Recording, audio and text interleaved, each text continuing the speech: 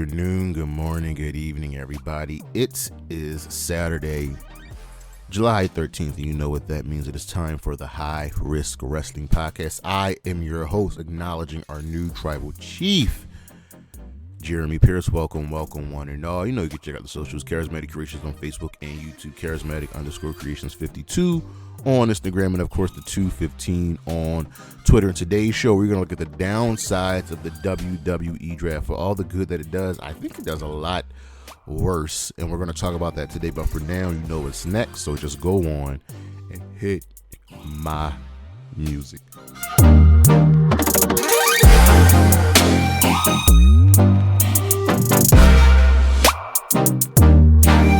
So when it comes to the draft, the one thing that should always be beneficial to the roster is refreshing the mid-card scene. And right here we have the 5 people who needs a mid-card championship run. And we start with number 5, Braun Breaker. Now, he's the very obvious one along with someone else who's also on his list, but Braun's time is coming. I am figuring he'll probably end up defeating Sami Zayn for the Intercontinental Championship at SummerSlam, and Sami Zayn has done a great job, and Gunther have done excellent jobs elevating that championship. And the role with Braun is on. It'll almost be like Gunther has the belt again, because Gunther was dominant, and I think Braun will be dominant. He'll elevate the championship even more than it is now, so when he ultimately gets defeated for it, it'll be special. Same thing with number 4, LA Knight. Everybody and their mother expects LA Knight to become U.S. champion. Everybody and their mother thought LA Knight would be facing Logan Paul one-on-one at WrestleMania, but it ended up being a triple threat match. But they're facing each other again at SummerSlam, and we're expecting LA Knight to win. He has not held a championship since coming to the main roster. Yes, he faced Roman Reigns, and that was capitalizing on the immense popularity that he has. But it's time to get some gold around that man's waist. And we move on to number 3, Mi Chen. I am a big Mia Yim fan, aka Mi Chen, and she has suffered loss after loss after loss. She lost to NXT. She keeps losing on the main roster, and the easiest way to reinvigorate that, fix her, championship run. And that's the thing, though. The main roster does not have a mid-card championship for the women. NXT does. They have the Women's North American Championship, which is currently held by Kalani Jordan. And if you're not going to put the championship on Mia Yim and NXT, then that means you've got to create a title for the main roster. And it's kind of absurd at this point that the women don't have a mid-card title. Each brand doesn't even need to have their own specific title. Actually, you know what? I'll take that back. They should. Because then you can get more matches on the pay-per-view card. But Mi Chen has to get a title somewhere along the way. Same thing with number 2, Jada Parker. I would say outside of Roxanne Perez and Soroka, Jada Parker might be the most popular woman in NXT. There are a few others that kind of dip in and out, kind of like Lola Vice, but Jada Parker is on a roll, and her star is growing. She needs that championship. I understand that Kalani Jordan is holding her right now, and she was a very good pick to become the inaugural champion, but Jada Parker cannot be denied, and you might have to hurry up and put this title on her. Number 1, Chad Gable. This man has lost and lost and lost, and something's got to give. Now, I do believe that the Alpha Academy won't be joining him again, but I do believe the Creed Brothers and Ivy now will be joining him, and that will ultimately be when Chad gets the championship. He needs one, and the hard part is, if I believe they're putting the title on Braun, how does Chad fit into that? Because he's got to deal with the Wyatt Six. But Chad has been excellent on the main roster. He needs something to solidify that. We'll be right back.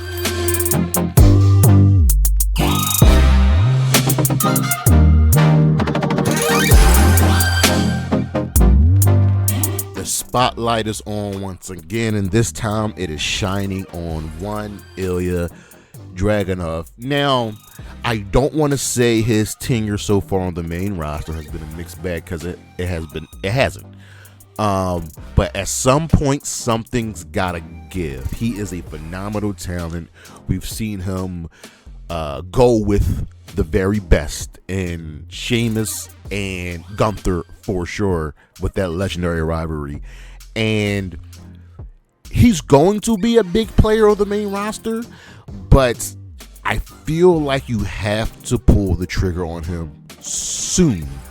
And I think that really starts with a really, really good feud with Braun Breaker, reigniting that from NXT. The main roster needs a tough guy because Gunther is going to be in the main event picture, and there needs to be challengers, worthy challengers for Gunther at some point. And who better than Ilja Dragunov? Because we are clearly waiting to have them to fight each other. What has to happen? Just that. You have to give Ilja that spotlight. Put him in position to succeed once the likes of Sheamus and others fall back. We'll be right back.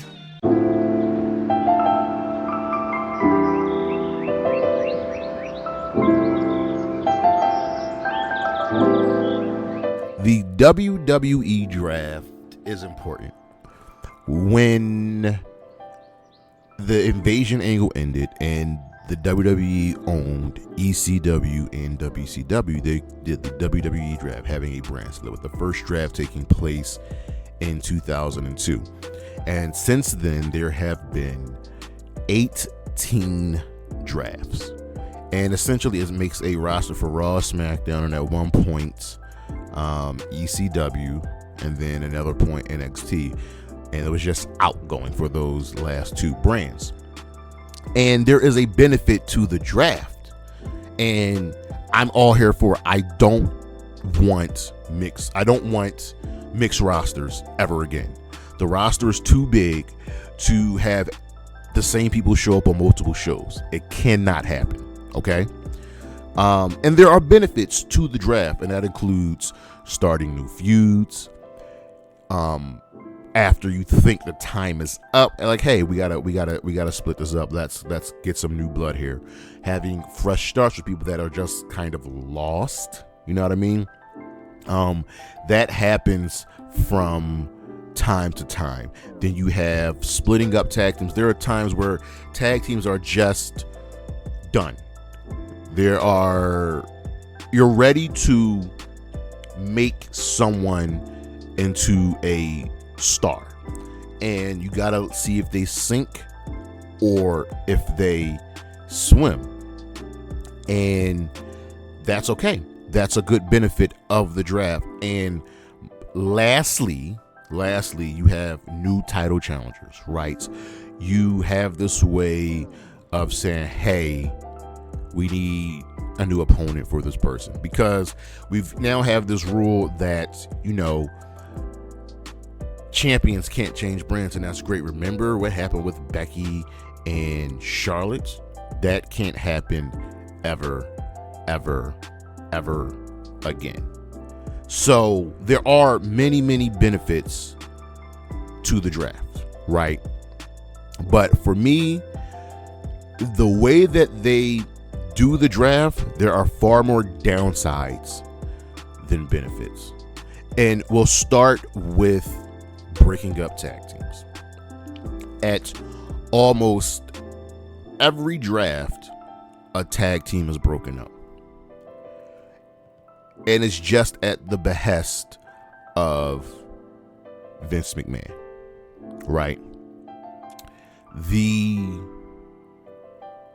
The tag team in question are usually good. Now, it's different if it's a tag team where there are just two single stars that have been thrown together, kind of like a lot of tag teams.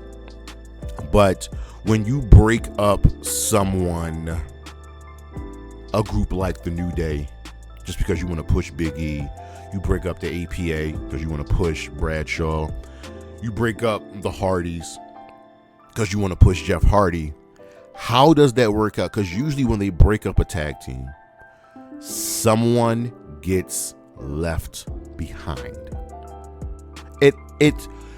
It almost always happens, and we can go far as back as when we really saw the first tag team split, and that was Shawn Michaels and Marty Jannetty. Shawn Michaels went on to become, Shawn Michaels, and Marty Jannetty stayed Marty Jannetty. You know what I mean? So you don't have to rush into breaking up a tag team unless you've exhausted all options for them. Prime example, I think it's fine that they broke up the Usos. Even though Jimmy is hurt, he has found a kind of a niche as a comedic character. And as for Jay, he's now main event Jay Uso. He's fighting for world titles. That worked. But if you break up a tag team, you have to make sure you push both equally. I remember when they broke up the Hardy Boys. Clearly, everybody and their mother expected Jeff Hardy to be the star. Jeff Hardy went on to be the star, but if you look at their respective careers overall as singles competitors, Matt Hardy has had the better career. And that was outside of the WWE. Whereas Jeff did go on to become a multiple-time world champion in the WWE, but Jeff Hardy is going to be Jeff Hardy. We saw what happened with Los Guerreros. We saw what happened with the APA, even though, remember, Farouk was wrestling a long time before Bradshaw. So that's really understandable. But breaking up, I'll give you a prime example. What was the point of breaking up the Dudley Boys? It did not work out for either one of them. Bubba just ended up in a tag team with Spike, and Devon wanted to become Reverend Devon, and the best thing that came out of that gimmick was we got Batista. So every time the draft happens, we are expecting a team to break up. And every draft so far, I am expecting the Street Profits to be broken up. I am expecting the New Day to be broken up. I just do. So you don't have to split these teams up unless there is a fallback plan. Now you can take people from a faction and keep a tag team there. That I wouldn't really be opposed to. But then you have people not getting used. That happens far too often. So right now, there have been releases, right? And some of the time, because people aren't getting used. So at the most recent WWE releases, we're excluding contract expiring, right? But Boa got drafted, was never used. Dijak got drafted, was never used. Cameron Grimes wasn't used. Von Wagner, Veer, Sangha, Jinder, Xia Li, Zion Quinn weren't getting used. Odyssey Jones is literally on the main roster. He got drafted 2 years ago. He has not shown up on TV. Do not draft people if you're not going to use them. For the longest time, when they got called up, Alba Fire and Isla Dawn were just not on TV. And now they're tag team champions. Piper Niven went from being not on TV to fighting for a world title. And guess what? She's not going to be on TV again. She's just going to be here. Do not call up people if you're not going to use them. Apollo Crews was wrestling on WrestleMania, lost the championship, and then disappeared. Then went to NXT and was cool and could have stayed at NXT, and they got called up to the main roster again and is barely being used. It's gotten to the point where they sent people down to NXT just so they could use them. The Good Brothers are wrestling in NXT right now. Why? When the main roster could use tag teams. Where in the blue hell is Omos? Don't draft people if you're not going to use them. Because then it leads to releases. It leads to people sitting, catering, collecting a check. And yes, there are people that are fine with just collecting a check. And then you have people that are injured that eventually when they come back, someone else is not going to use. Like, look at the women's division. Currently out right now in the women's division: Alexa Bliss, Carmella, Charlotte Flair, Julia, Raquel Rodriguez, Shotzi, Stephanie Vaquer, Tamina, Valhalla. Tamina has not been on TV at all. Now Valhalla, Alexa Bliss, and Carmella are all on maternity leave. All right, but what happens when they come back? We know what happens when Charlotte Flair comes back. She's just going to end up in the main event picture, meaning someone else is not going to use. And then you have two high-profile signings in Julia and Stephanie Vaquer, and you have to use them. Do not call up people if you're not going to use them. It is that simple. Period. And a gripe that I really have is that the draft happens way too often. The first draft was in 2002. It is now 2024. There have been 18 drafts. And at one point in 2019, there were 2 drafts. Why? Now, you say a draft happens every year in sports. Yes, that's different. Wrestling is weekly storytelling, and you can't use the whole roster for all the stories you want to tell within 1 year. So for me personally, the draft should happen every 2 years, and that forces you to get better with your storytelling. That's it. Just get better with your storytelling. Okay? Like, we just had a draft this year. Cody Rhodes needs to face more challengers. And that leads me to my next point. You're not using all of the challengers. So I'm going to continue using Cody Rhodes as an example. These two go hand in hand. The draft happening too often and not enough challengers. Cody Rhodes, since the draft, has defended the championship against AJ Styles twice and Logan Paul. And the other 2 times there's been an event, he's either not been on the card or he's been in a tag match. Now, one, the WWE are not putting on enough matches on these pay-per-views. That's already annoying me. But when the draft happens again, do you think Cody's going to have gone through all of the potential challengers he could have had?